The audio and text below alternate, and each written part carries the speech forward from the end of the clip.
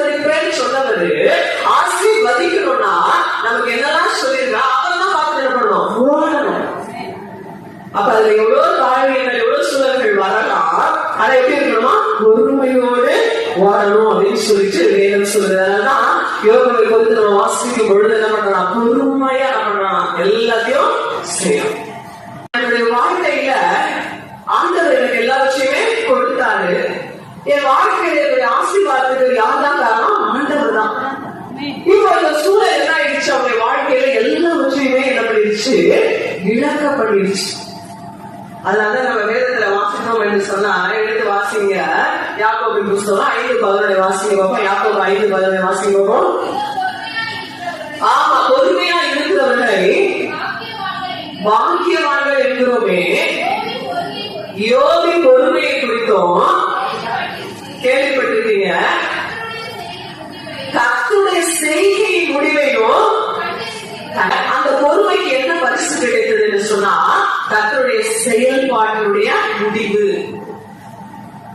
ஏன்னா அந்த பொறுமையை இழக்கப்பட்ட நிறைய காரியங்கள் யோகுக்கு வந்துச்சு. என்ன நம்பல அந்த வியாதியில சொல்லிருந்தா என்ன இவனுடைய வாழ்க்கை ஆண்டு நம்பினதுனால என்ன இல்ல நல்லா இருக்கும்போது ஆமா கர்த்தர் கொடுத்தாரு இல்ல அடிச்சு அவங்க மனைவி கூட உழைச்சது ஒரே பண்ணுது சோத்திரம் எல்லாம் பண்றாங்க.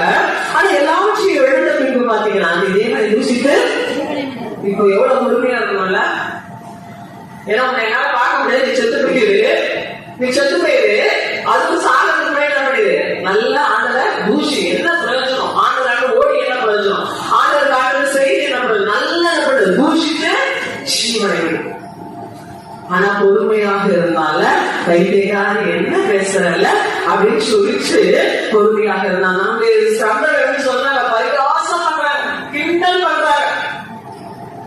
இல்ல இவனுக்கு பிள்ளை இருக்கு காரணம் சும்மா கிடையாது, இவன் பிள்ளை இறந்தது காரணம் சும்மா கிடையாது. இல்ல ஏன்னா இவன் யாரோ வீட்டை கொள்ளையிட்டு இருக்காங்க, விதவிகளுடைய என்னென்னமோ சொல்றாங்க. அதுதான் பிள்ளையே கிடையாது. 10 பிள்ளை செத்து போவோமா.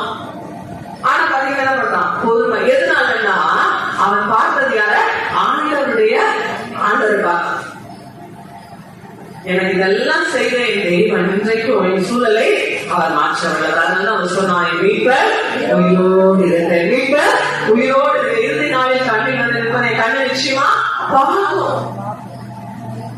அதுக்காக பார்க்கிறேன், அதுக்காக காத்திருக்கிறேன்னா எப்படி என்னுடைய வாழ்க்கையில என் வாயில கூட நான் பண்ண மாட்டேன். நான் எதையும் யார் என்ன சொன்னாலும் ஆமா எனக்கு நாள் தான் செய்திருச்சா எனக்கு என்ன கிடைச்சது நான் பண்ண மாட்டேன், சொல்லவே மாட்டேன்னு சொல்லி அவன் பொறுமையாக தேவனை நோக்கி ஓடினான் என்று சொல்லிப்பார்.